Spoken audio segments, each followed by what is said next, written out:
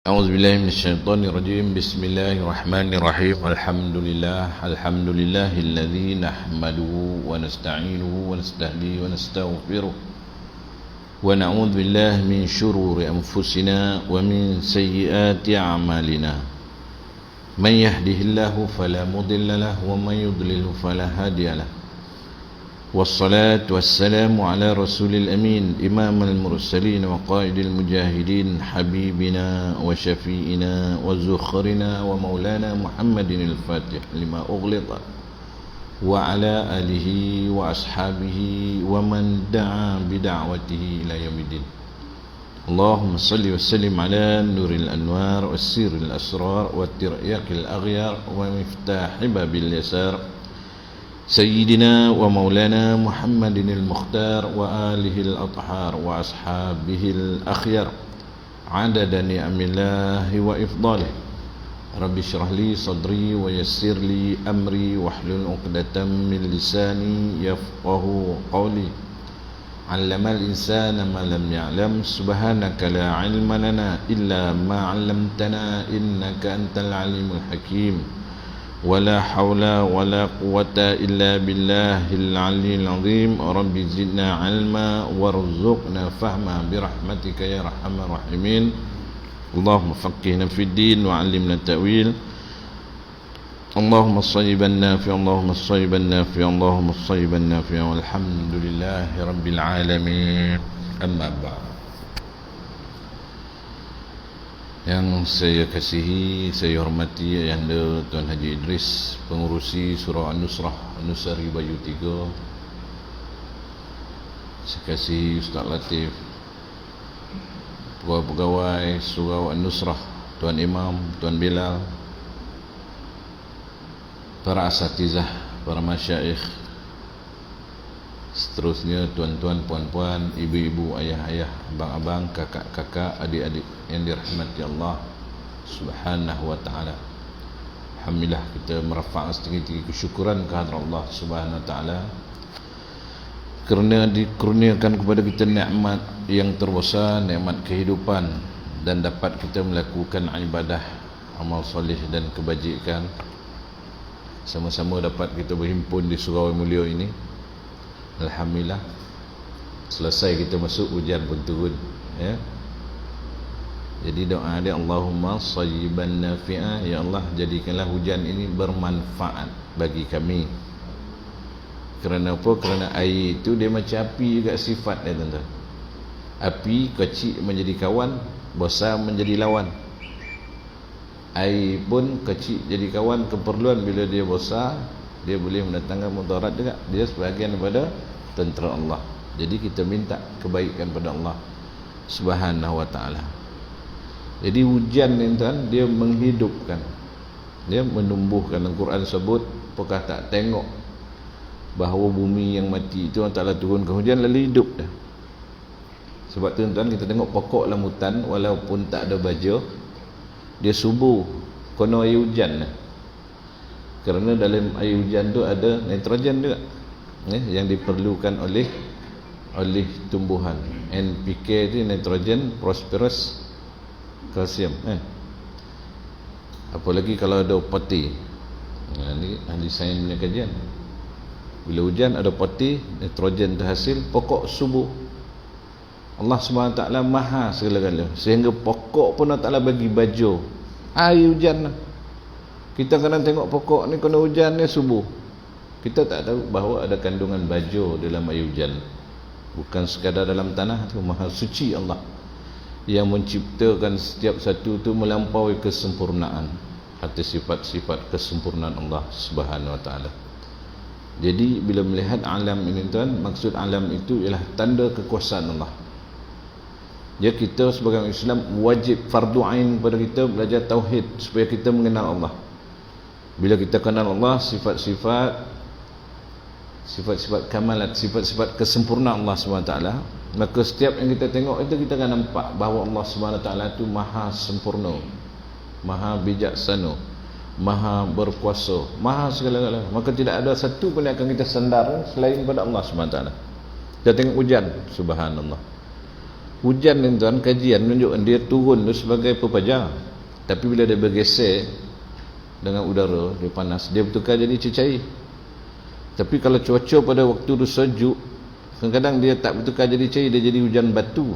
Tapi taklah besar macam bongkah ais. Kalau besar luruh kita tuan, wabah rempah kita nak lagi, rumah kita runtuh. Tapi kita pernah jumpa hujan batu. Saya di Mekah sekali pernah jumpa hujan batu.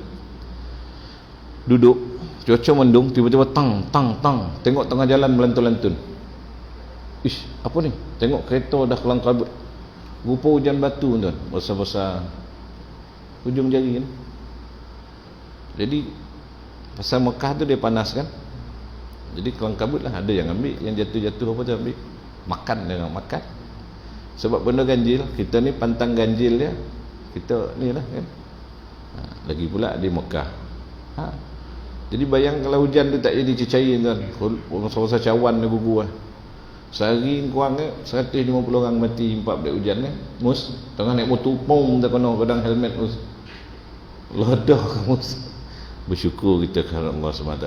Itu sebab ulama cakap antara sifat seorang ulama tu, dia ditanya macam teka-teki lah, dia lari pada rahmat Allah. Jawab ulama ni dia orang alim. Tadi lari pada rahmat, lari daripada hujan. Itu maksud dia, bukan lagi daripada kebaikan ya. Baik tuan, kita sambung bacaan kitab hadis 40 kita, hadis 40 hadis penawar hati yang disusun oleh Syekh Ahmad Fahmi Zamzan. Pada waktu pertemuan yang lepas kita dah habis hadis yang ke 27 kan? Hari ni ke 28 kan? Baik, kita tengok yang ada kitab, buka muka surat 78, hadis yang ke 28. Banyak tuan ya, tak nak mau habis lah ni. Lebih kurang 12 hadis ke 13 lagi insya-Allah. Jadi hadis yang ke-28 tajuk dia tawaran istimewa yang kekurangan pelanggan. Tajuk ini tuan apa sebabnya? Tawaran istimewa tapi kurang pelanggan. Kalau kita berniaga sama ada kurang promosi ke ataupun apa. Tapi kalau dalam agama sebab kurangnya kefahaman. Tawaran yang kurang pelanggan, kalau macam ni, kalau dalam agama kita ambil kesimpulan senang, kurangnya kefahaman kerana kurangnya ilmu. Kerana apa kurangnya ilmu? Sebab tak nak mengaji. Sebab apa tak nak mengaji? Sebab malas. Sebab apa malas? Sebab malas itu sifat manusia, dia suka bermalas-malasan. Sebab apa dia malas? Dia mengikut hawa nafsu dia. Kenapa dia mengikut hawa nafsu? Sebab dia tak kenal akan diri, dia tak kenal akan pencipta dia dengan sungguh-sungguh. Maka hidup dia samalah seperti kanak-kanak. Kata Syekh Abdul Qadir Jalani, dunia ni tempat permainan, tempat gurau senda yang dalam Quran sebut. Jadi orang yang sentiasa bergurau senda main-main tu samalah seperti kanak-kanak. Leko hidup. Kanak-kanak leko tak apa tuan. Sebab dia tak dipertanggungjawabkan dengan hukum. Dia belum baligh. Walaupun dia berakal, umur dia tak cukup. Tapi kita orang dewasa sibuk pergi semayang, kita tak semayang. Puasa tak penuh siap, kita pun habis puasa, rongak-rongak. Jadi kita ambil borek kat budak-budak. Yang orang tua ni jadi apa? Nah, sekarang budak-budak dah tak boleh pergi masjid surau. 15 tahun ke bawah tak dibenarkan. Senyap dah. Apa hati? Mari nampak budak panih hati. Siapa ni anak ni? Bongi ada. Sekarang dah tak ada tuan. Janganlah sampai bertahun-tahun kita minta nauzubillah jauhkanlah kan. Sebab apa? Kalau dah tak ada budaya pergi surau, orang tua lagi kan tak datang. Yang tua hidup dah beratus tahun tak datang lah surau masjid dah.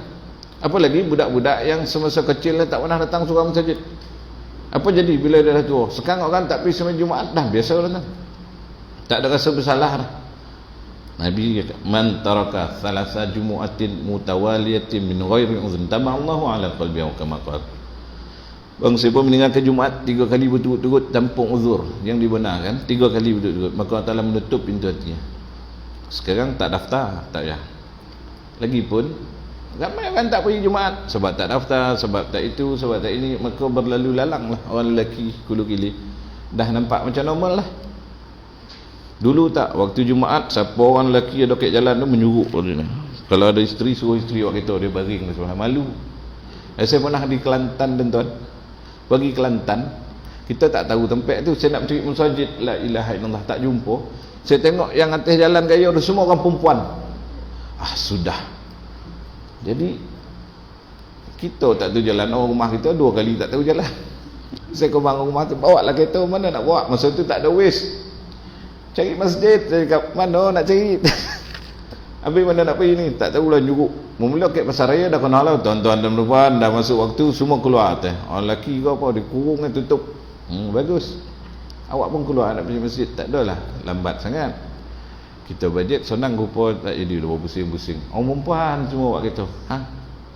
Sekarang dah tak kisah, kan? Jadi makna itu bukan apa tuan, kita ambil iktibar, ya. Ada kebaikan, ada keburukan, kita muhasabah diri. Jadi kita tengok tajuk ni tawaran istimewa yang kekurang-kurangan. Kita baca matan hadis. Bismillahirrahmanirrahim. An Abi Hurairah radhiyallahu anhu anna Rasulullah sallallahu alaihi wasallam qala. Kita sama baca tuan ya. Sebab apa kita baca Quran biasa, tapi sekarang hadis ni kita baca terjemah ni banyakan, kita sesama baca matan.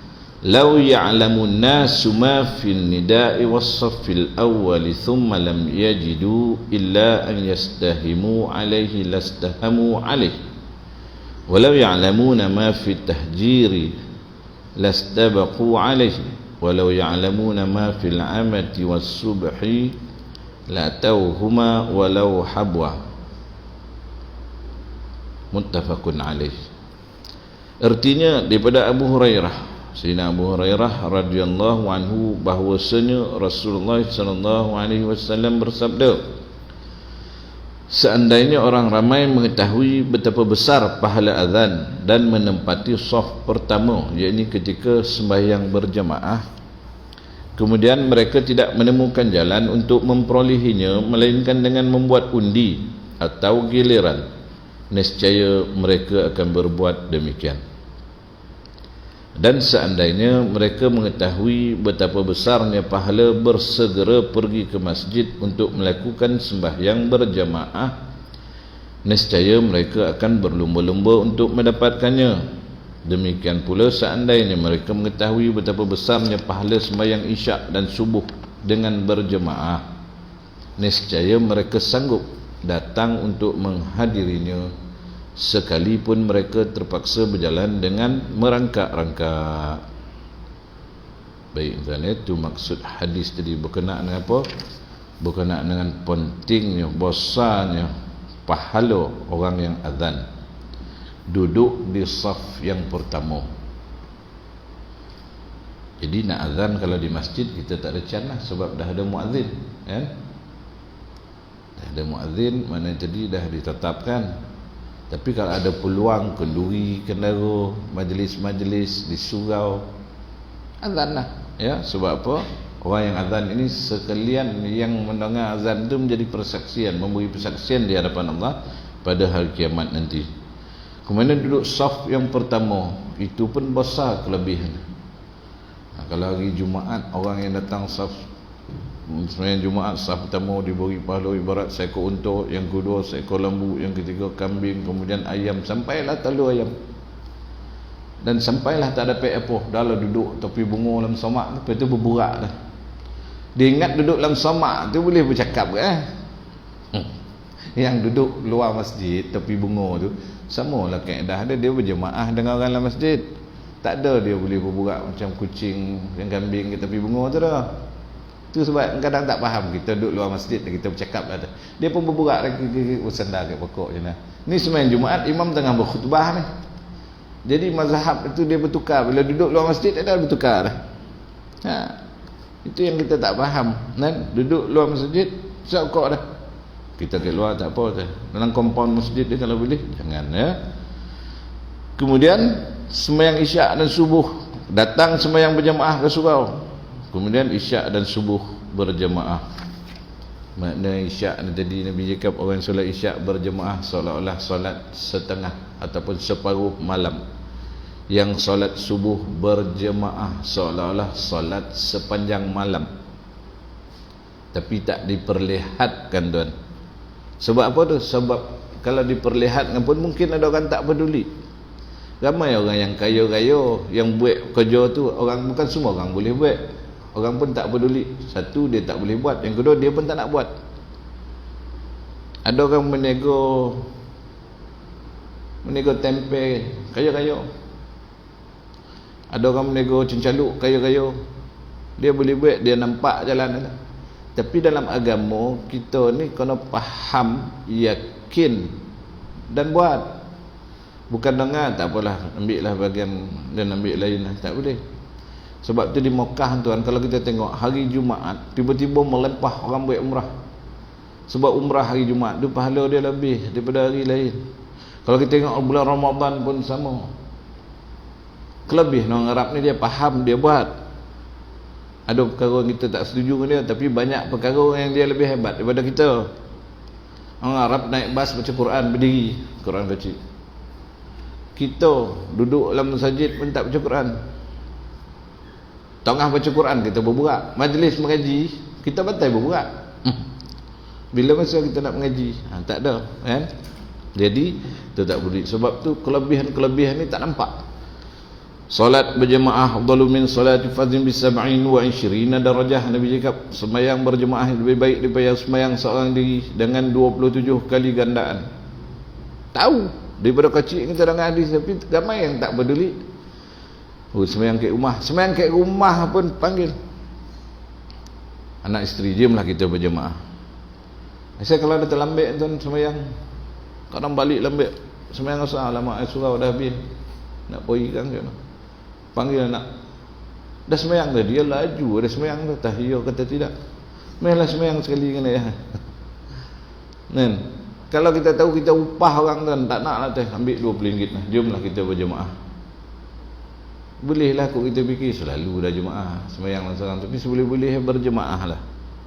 Kalau nampak duit tuan-tuan, bab duit kalau nampak, ramai yang kena tipu bab duit ni. Pelaburan bayar 1,000 dapat 1 juta, pembohong.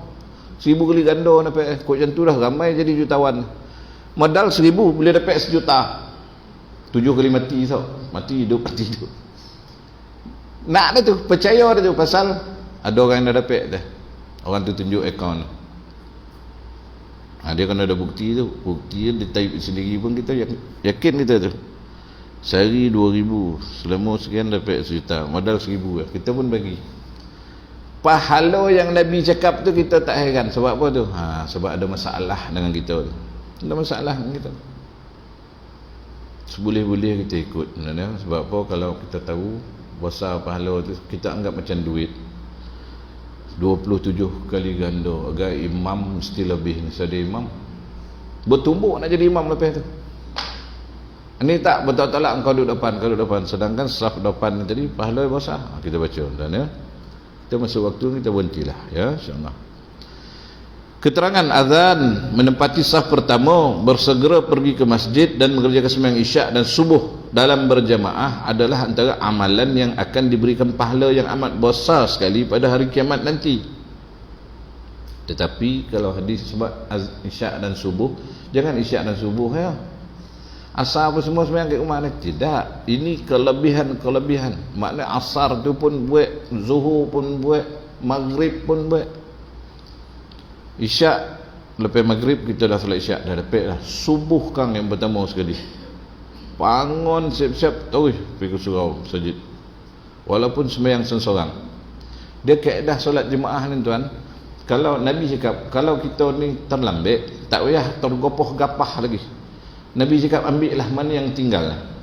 Jangan robah rempah sampai tutup pintu kereta pun tak sampai, berlari-lari terjatuh tertangkup tapi mati. Kadang-kadang kita silap, lepas tu semayang mencungap-cungap, tahu habis, tapi eloklah mati dalam semayang. Kita dah, doktor dah cakap encik jangan berlari mana atas jantung ni, nak buat pasang stand bulan depan lah. Kita dah biasa lambat, kita ni last minute semua benda, semua last minute. Dah qamat pun semua kita pun pacut kita sampai Allah Akbar kan, kita pun berlari pun tak jauh, picit-picit remote tak apa, kita lempar kunci, kita berlari nak masuk saf, pada gung terlanggar sliding door nah, tergolek ke belakang. Tak payah bertenang, tapi janganlah terlampau bertenang sampai lah nak siram bunga apa bagai, tak payah. tu terlampau bertenang. Bertenang. Itu kaedah Nabi aja. Ambil mana yang dapat. Sehingga kalau jemaah dah bubar pun dah habis. Habis dah sembahyang.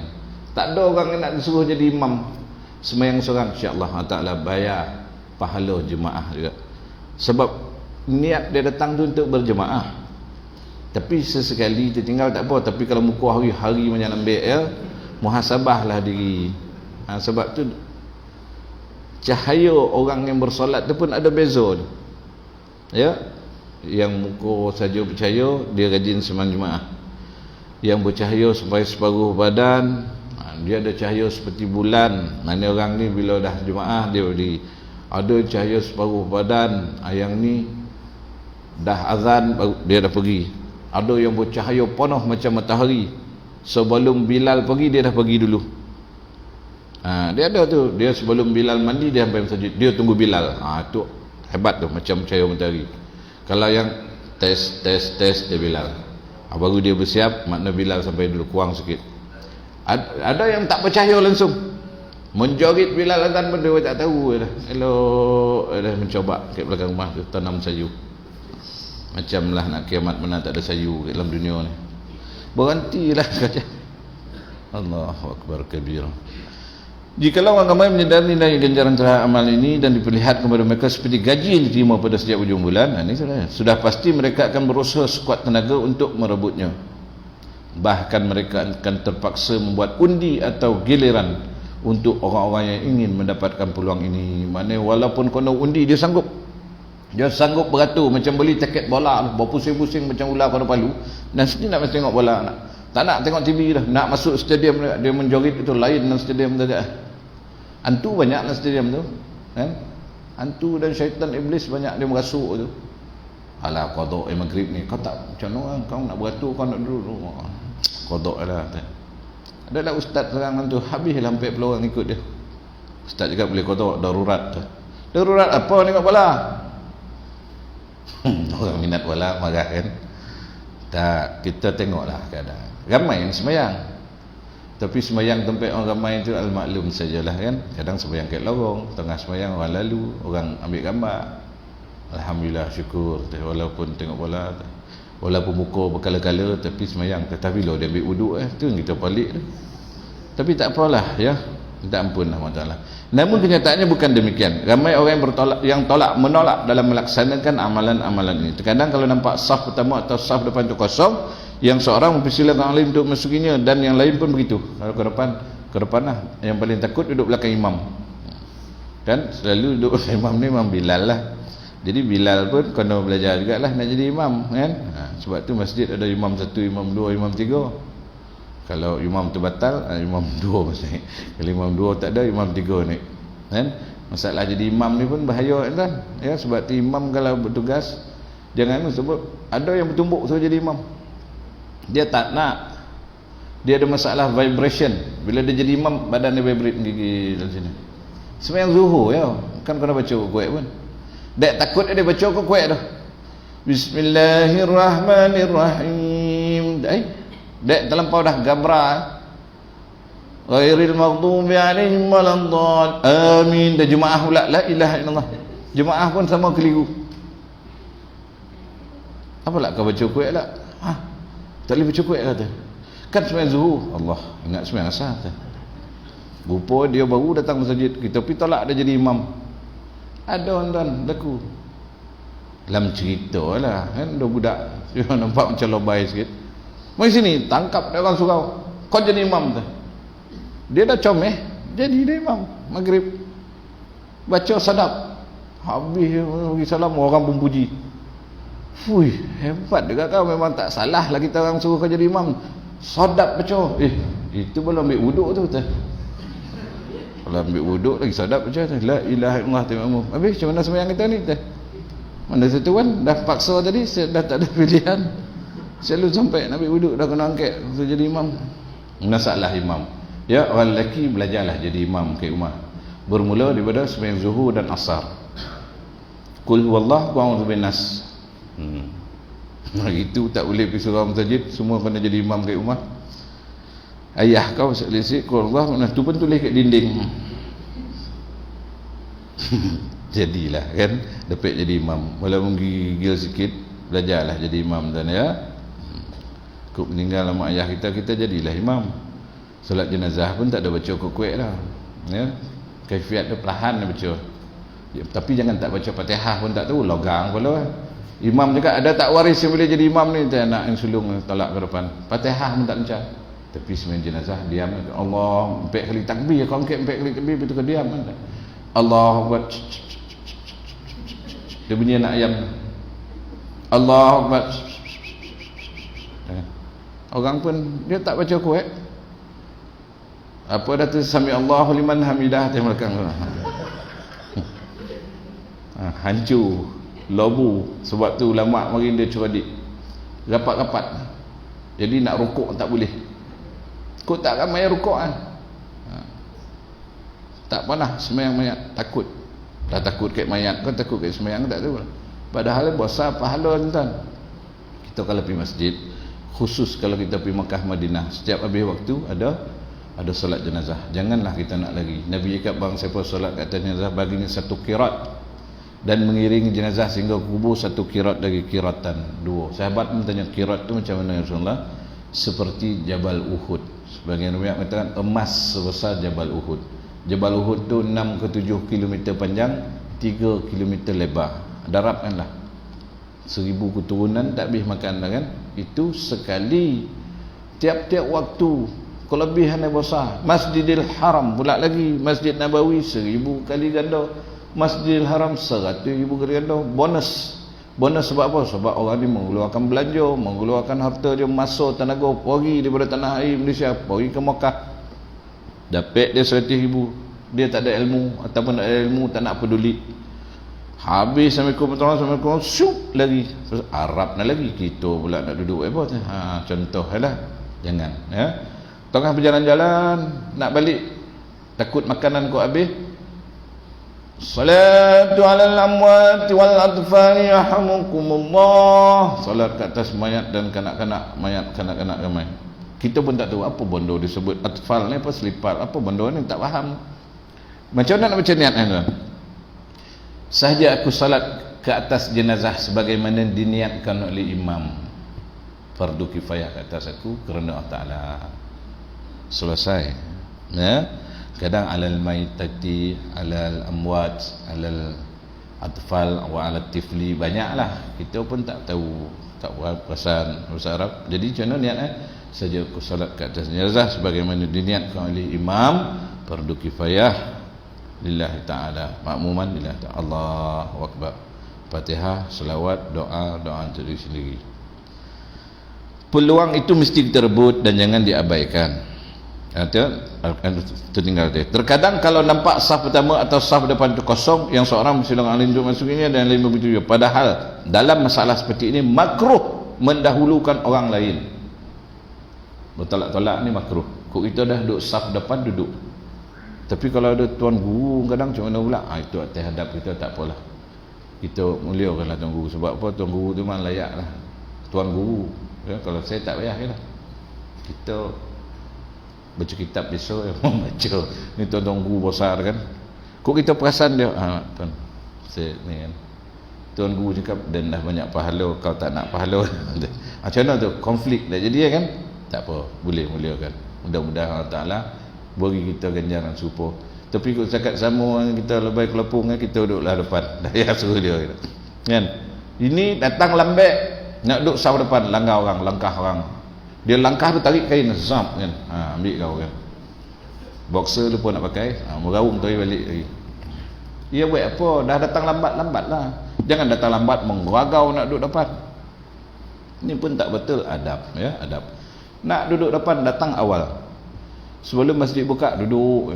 Dekat Masjid Nabawi tuan, dulu saya pernah zaman muda lah, sekarang tak teraya dah. Pukul nak azan yang pertama tu dia buka pintu tu. Tuan-tuan kalau balik buka Google, tajuk dia buka pintu Masjid Nabawi contoh kan. Dia yang buka tu, dia buka solat tu, dia akan lari tu, pengawal sobat manusia akan masuk menyerabu, brum, berlari. Masa tu nak masuk ke Raudah dulu, masuk Raudah daripada Babu Jibril, pintu belah-belah sana sekarang masuk Raudah daripada bab Abu Bakar, pintu Abu Bakar, ataupun pintu belah sini kan, Babu Rahmah, pintu Abu Bakar kan, pintu 3, pintu 4. Sekarang dia dah kena bersekat-sekat. Dulu daripada belah sana boleh boom lari. Raudah masa tu tak ni, berlari betul. Kita pakai lari pecut 100 meter, senseng jubah lumus, jangan tak pakai gunakan jubah, sombam dilunyah dia kan, angkat dia jubah siap-siap, 3, 4 dia buka betul, boom lagi terus ke mihrab Nabi tu sembahyang. Zaman tu tak ada. Sekarang ni lagi 10 langkah mencungap kita jeli lidah tu habis. Tak boleh. Tu dulu, cerita dulu ya. Peluang ini mesti kita rebut dan jangan diabaikan. Tapi sebaliknya ada pula orang yang kalau makan bersama-sama dia tidak berkenan membersihkan orang lain untuk mendapatkan bahagian yang lebih banyak daripadanya. Padahal dalam keadaan seperti ini kita sangat disuruh untuk melebihkan dan berdulukan. Ada kaedah. Kalau dalam sembahyang tadi kita dah duduk depan, duduk ya. Tapi dalam makan boleh. Tuan, tambah lagi tuan. Makanlah udang galah. Kita tengok dia bersungguh makan. Kita terkinyam-kinyam. Makanlah, saya allergic. Dalam hati cakap allergic, aku nampak udang galah ni boleh gua abah. Bosan ya kepala. Nampak otak ni meleleh. Kita ambil kan bau bagi kat dia. Ya Allah, dalam hati dia berdoa tuan. Ya Allah, kurniakanlah sahabat itu kebaikan. Betul kan dia. Saya kalau makan udang ni kan ke hospital saya. Dalam hati cakap kau ke hospital sudah ada kerja kan. Tapi tenang ya, beri je dah makan. Durian pun macam tu tuan ya. Sahabat dulu buat. Sahabat tetamu datang tak ada makanan. Suami cakap masaklah apa yang ada. Cukup untuk beberapa orang. Isteri cakap tak apa masak. Bila nak makan padam api. Alamak, minyak habis. Buat-buat bunyi makan. Tambah. Yang tetamu ni memang sedap lah makan. Ngak. Dah habis makan semua, buka dia api, dah ada api, minyak dah sampai. Alhamdulillah. Memuliakan tetamu. Nabi cakap bang, siapa yang beriman kepada Allah dan hari akhirat, falyukrim dhaifah, hendaklah ia memuliakan tetamunya. Ini orang ada ilmu, sahabat dan ya, kita ikutlah mana yang kita tahu. Jadi dalam makan kita dahulukan lain, tak ada masalah. Dalam saf duduklah kita ke depan. Amalan-amalan yang disebut dalam hadis di atas adalah perkara yang berkaitan dengan kesempurnaan sembahyang yang merupakan tiang kepada agama kita dan berkaitan dengan sembahyang berjemaah yang merupakan syiar bagi kaum muslimin. Sembahyang jemaah ni tuan, kebesaran kelebihan dia banyak sebab tu fardu kifayah. Fardu kifayah maksudnya kalau semua orang tak buat berdosa semua orang. Ada sebahagian yang buat, selamat yang lain tu. Sebab tu surau masjid kita kena tunggu tuan ya. Selain daripada kita mendapatkan pahala daripada Allah SWT, kita pun bantu menyelamatkan saudara-saudara kita yang lain.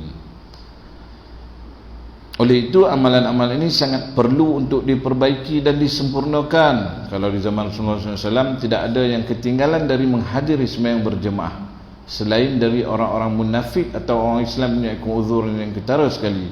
Bahkan ada di antara sahabat Rasulullah SAW itu orang yang terpaksa dipimpin oleh 2 orang anaknya untuk dapat hadir sembahyang berjemaah.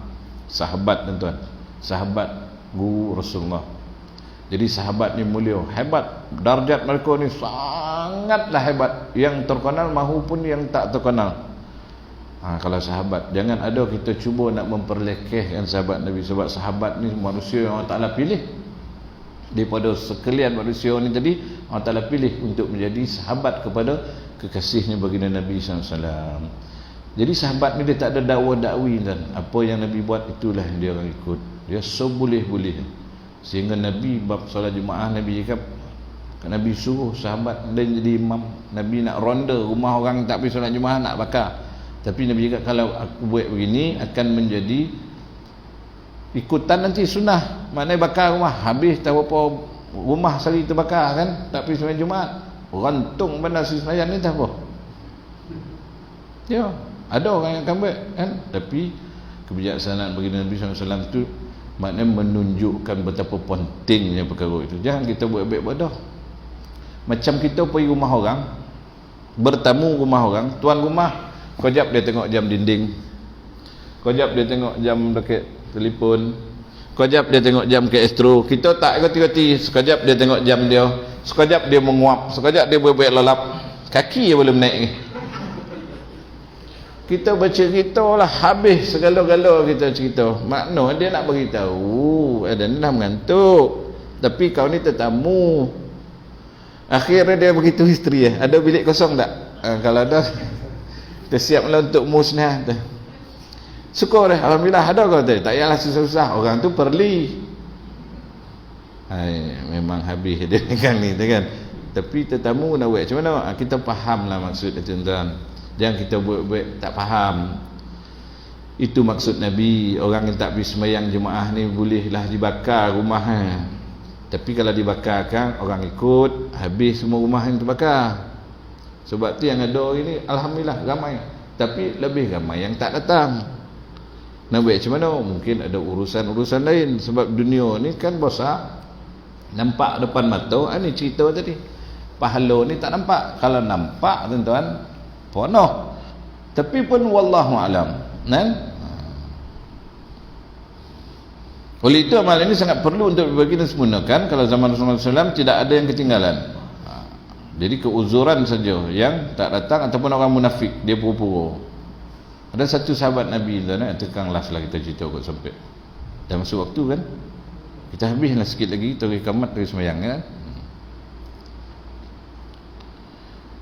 Namun di hari ini banyak masjid-masjid yang kosong dari sembahyang berjemaah, dan banyak pula masjid-masjid yang hanya dihadiri oleh orang tua atau pegawai-pegawai yang sudah pencen sahaja.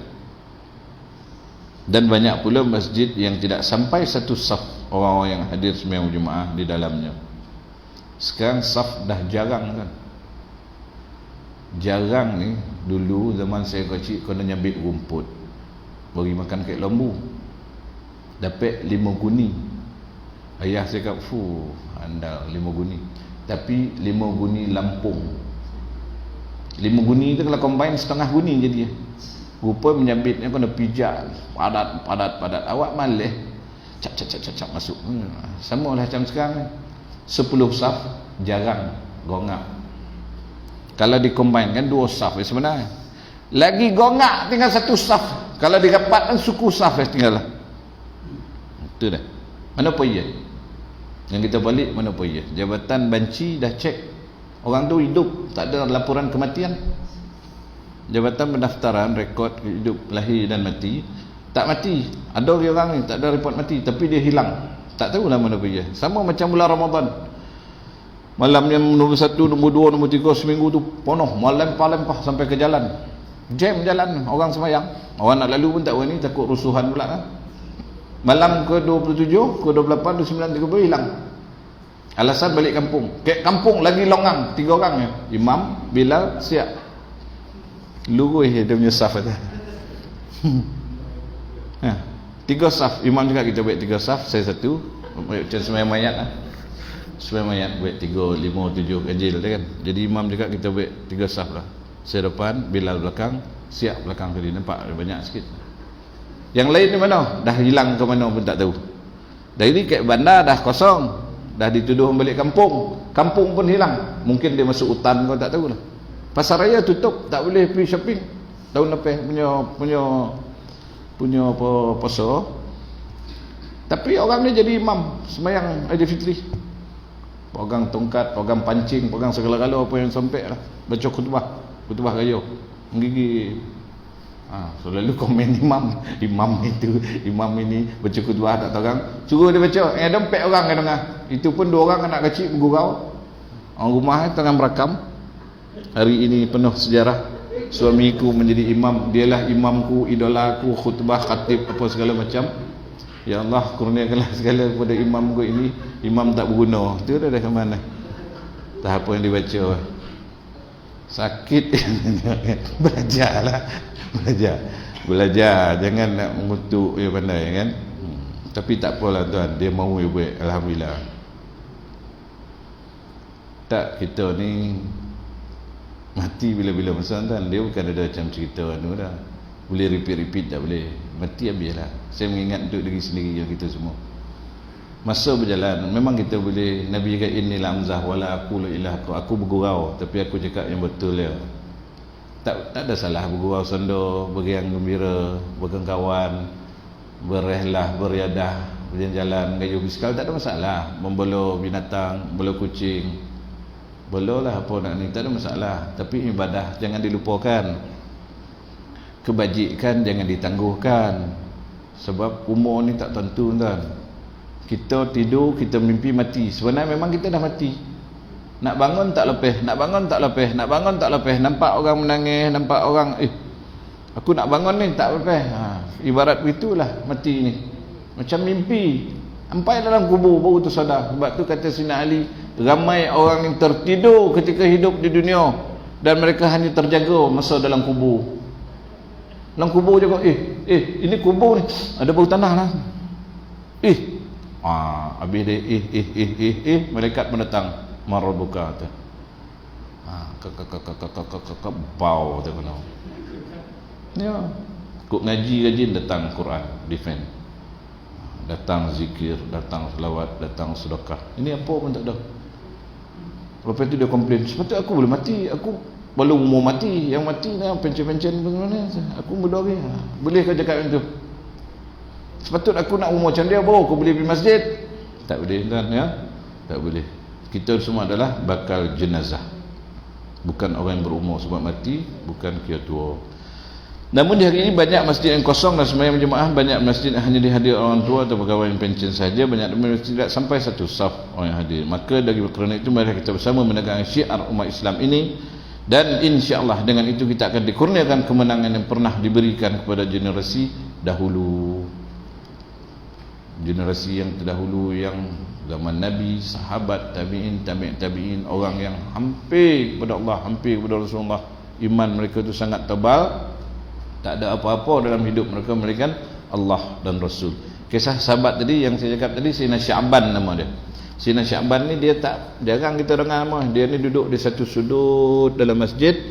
Nabi ni tuan, kelebihan baginda Nabi SAW, Nabi kenal. Para sahabat Nabi tengok, perhatikan. Itu adab Nabi. Akhlak Rasulullah tu sangat mulia. Kita kalau geramai, kita pilihkan kawan kita yang kanan-kanan, yang kiri-kiri semua tak ada, yang tak pernah buat musangking, tak pernah nak kita tak peduli. Tapi yang rajin bawa ayam golek, bawa KFC, musangking, itu kita ngam lah. Rasulullah tak, Rasulullah perhati. Satu hari Sayyidina Sya'ban ni tak ada. Rasulullah tanya, siapa tahu rumah Sya'ban? Jangan ramai ada yang tahu. Anda tahu dia Rasulullah. Jangan kita pergi ziarah, dia tak ada pagi ni. Sembahyang subuh. Pergi berjalan lepas subuh sampai ke duha. Ya Allah, jauh jauh.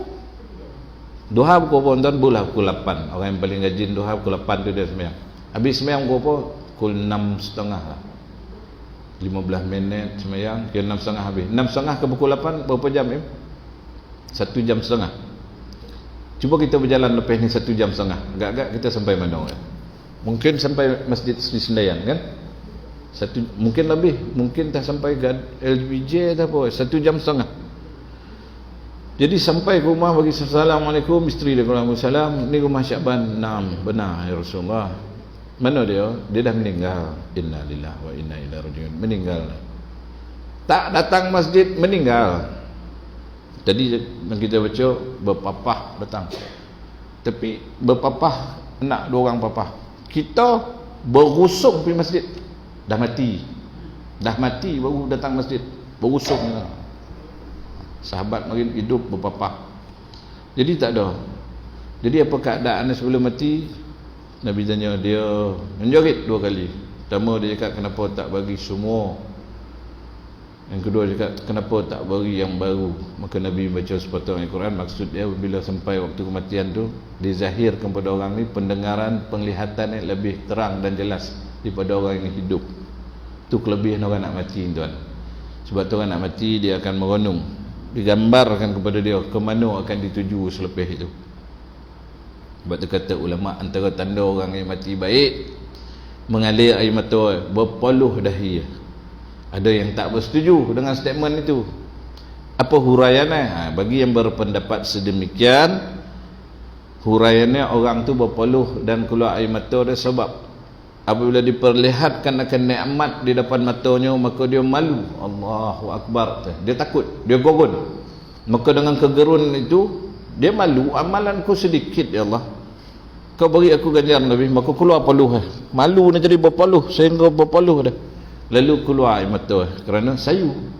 Macam kita tolong orang, hantar dia balik kereta rosak, ataupun hantar rumah nak bersalin kereta tak dibagi kita 1,000, apa sangatlah sini sampai HTJ dah. Sedih hati kita. Dia cakap ini penghargaan untuk awak dah. Kalau awak tak hantar belum tahu ni, kita pun tak nak terima, dia nak bagi. Keluar air mata kita. Nah, macam itulah ibaratnya. Bila Allah Ta'ala perlihatkan segala nikmat yang akan diterima sampai dia mati, berpeluh dari dan keluar air mata ni. Maka kata isteri tadi dua perkara ni. Bukan Nabi cakap, adapun yang pertama itu, dia ni satu keadaan dia nak ke masjid sembahyang jauh, bawa bekal roti. Kok lapar kan? Pergi 1 jam setengah, balik 1 jam setengah, 3 jam pergi masjid. Sahabat dulu kita naik Lamborghini kulu kili ke masjid pun kita tak nampak. Datang masjid, zoom break pergi ke tandas, dah sudah naik cabut. Ini kerja kita. Jangan pergi masjid, dah buang air, ambil wuduk, pergi solat. Kalau tak ada, tak sampai laju benar, ambil wuduk ya. Sina Ali cakap orang selalu berwuduk akan rasa selalu solat. Ambil wuduk, pergi berlari pula kali kedua ke tabung tu, masuk RM100. Macam tu cara dia. Sama lah kita pergi kenduri kahwin, kita bawa keluarga 18 orang. Orang tu tulis isi keluarga, segala yang ada dalam family semua bagi dalam sampul surat RM7. Jangan awet macam tu ya. Kita dah datang 18 orang, kalau seorang RM5 kali lah berapa tu, bagilah 100. Bukan tuan rumah tu nak berjual lah, dia ikhlas bersedekah, kita tolong dia bersedekah, kita tolong dia bersedekah. Macam tu, tolong ke arah kebaikan. Wa ta'awanu 'alal birri wat taqwa wa la ta'awanu 'alal ismi wal udwan. Bertolong-tolonglah dalam kebaikan dan bertakwa, jangan bertolong-tolonglah hal bergaduh. Kita tak, hal bergaduh kita tolong.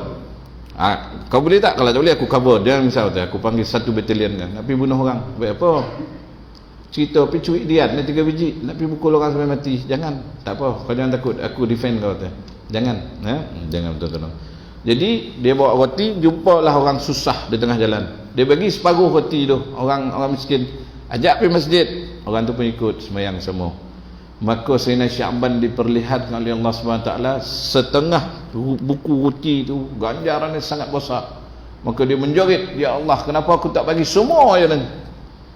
Daripada pengajaran kisah ni tuan, kalau nak bersedekah ada 100, bagi 70 tak apa, 70% bagi. Jangan bagi 10%, lepas tu turun jadi 5%. Daripada RM10 tangkap balik, masuk RM5, jangan, masuk RM70. Habis cukup makan. Allah Ta'ala yang menjamin rezeki kita, bukan kita, bukan siapa kan? Sementara ada bagi, sementara ada tolong orang, buatlah segala kebaikan. Kemudian kenapa tak bagi yang baru? Masa tu musim sejuk, dia pakai 2 jaket. Yang baru dia pakai di dalam, yang lama dia pakai di luar. Jumpa orang kesejukan, dia bagi yang lama ke orang. Sedangkan jaket yang lama tu pun Allah Ta'ala perlihatkan ganjaran yang sangat besar. Menjerit dah, apa pasal aku tak bagi yang baru? Kalau tuan-tuan masuk melabu RM1, ni melabu yang halal ya, bukan melabu yang haram, beli RM1 dapat RM1,000 tu bukan, tu lain. Masuk RM1 dapat RM10,000 selepas 3 bulan. Menjorit-jorit kita dalam somak tu, apa pasal aku tak masuk RM100? RM1 ni dapat RM1,000. Kalau kau masuk 100 dapat berapa? RM100,000. Betul? Kok masuk 1,000? Wih, kenapa? Saham tu dah tutup. Saham tu buka 3 hari je. Kita tak percaya, kita masuklah RM1. Lepas 2 minggu sila ambil duit anda RM1,000 hasil daripada RM1 itu. Merabah rempah kita kan. Padahal lagi itu kita ada RM100,000. Kok kita masuklah RM50,000 hari itu. Jalan Kulu Kili tak buat motor jalan. Duit dah banyak. Kiri kanan jenjang RM200,000. Apa modal baru RM20,000. Kau menego RM200,000 habis. Kau tengok aku RM20,000, 2.9 juta ada kat rumah. Ni RM200,000 ni aku nak action dia. Aku nak pergi pasar malam nak bagi kat orang. RM20,000 dapat 2.9 juta. Ya. Oh cerdik minta, aku yakin. Sebab aku tengok orang yang buat saham tu pun, aku tengok muka aku yakin. Berapa orang masuk, aku seorang. Orang lain kata ajak, semua tak percaya. Begitulah kaedah. Jadi kita jangan jadi macam tu. Kita jangan jadi macam tu. Berzikirlah banyak-banyak, berselawat banyak-banyak, mengaji banyak-banyak, bersedekah banyak-banyak, ingatan untuk diri sendiri dan kita semua. Sebab apa tuan? Sebab kita masih bergelar manusia. Bila dah hilang salah satu unsur, iaitu roh kita dah keluar, kita dah jadi mayat, tutup inqata alaih nabi illa min salas. 3 perkara itu sahaja yang tinggal. Wallahu alam. Cukup sekadar itu kursian kita pada malam ini tuan. Hari demi hari mari kita memperbaiki amalan kita, tambahkanlah kebaikan walaupun dalam keluarga tuan. Ya, walaupun dalam keluarga kita ni tak berapa sampai nak keluar sebab PKP apa semua, dalam keluarga tengok orang rumah kita letih, kita bantu dia, memang tolong lap pinggan, lap lantai, basuh baju, tolong. Itu pun kebaikan. Tolong anak kita, ajar dia mengaji, ajar dia buat kerja sekolah, itu pun kebaikan. Ya, banyak dan ya, kullukum ra'in wa kullukum mas'ulun 'an ra'iyatihi. Setiap kamu pemimpin dan dipertanggungjawab dengan apa yang dipimpin, kata Nabi sallallahu alaihi wasallam. Wallahu alam. Yang baik pada Allah SWT, yang salah dan silap daripada kelemahan diri sendiri, saya minta ampun dan maaf. Tak ada niat untuk menggurui hati mana-mana pihak, melainkan peringatan untuk diri sendiri dan kita semua. Sebab kita nak atau tak nak, suka atau tidak, kita tetap akan dijemput oleh Allah SWT. Kita akan menghadapi kematian yang sangat mengerikan. Sayyidina Uthman bila dengar cerita kubur, tak lelap tidur 3 hari, tak lelap tidur. Kalau cerita neraka, syurga mesti boleh, tapi kubur tuan, walaupun dia yang pertama, dia sangat menakutkan. Ya, menakutkan. Jadi kita buat minta Allah Ta'ala hari-hari, setiap saat terbangun tidur, tak daya nak sembahyang, berzikir. Tak daya nak tahajud, subhanallah walhamdulillah wala ilaha illallah wala syarikalah, lalap balik, tak apa. Makna hidup kita dan mati kita lillahi ta'ala. Itu ya, berdiri, duduk, berbaring, ingat Allah Subhanahu Ta'ala. Ya, wallahu alam. Yang baik pada Allah, yang tak baik itu daripada kita yang lemah, hina dan selalu lupa. Jadi apa nak buat? Minta pertolongan kepada Allah Subhanahu Ta'ala. Kita tutup dengan doa auzubillahi minasyaitonirrajim. Bismillahirrahmanirrahim. Alhamdulillahirabbil alamin wa bihi nasta'in wassalatu wassalamu ala rasulil amin wa ala alihi wa sahbihi rasulillahi ajmain. Allahumma rabbana ighfir lana dhunubana wa liwalidayna warhamhuma kama rabbayana shighara wal jami'il muslimina wal muslimat al mu'minina wal mu'minat al ahya'i minhum wal amwat bi rahmatika ya arhamar rahimin. Allahumma la mani'a lima a'taita wa la mu'tiya lima mana'ta wa la radda lima qadaita wa la yanfa'u dzal jaddi minkal jadd. Allahumma a'inna ala dzikrika wa syukrika wa husni ibadatik. Rabbana atina min ladunka rahmatan wa hayyi lana min amrina rasyada. Rabbana atina fid dunya hasanah wa fil akhirati hasanah wa qina adzabannar wa qina adzabannar wa qina adzabannar. Wa sallallahu ala sayyidina wa maulana Muhammadin nabiyil ummi wa ala alihi wa sahbihi wa baraka sallam. Subhana rabbika rabbil izzati amma yasifun, salamun alal mursalin, walhamdulillahi rabbil alamin. Taqabbalallahu minkum. Assalamualaikum warahmatullahi wabarakatuh.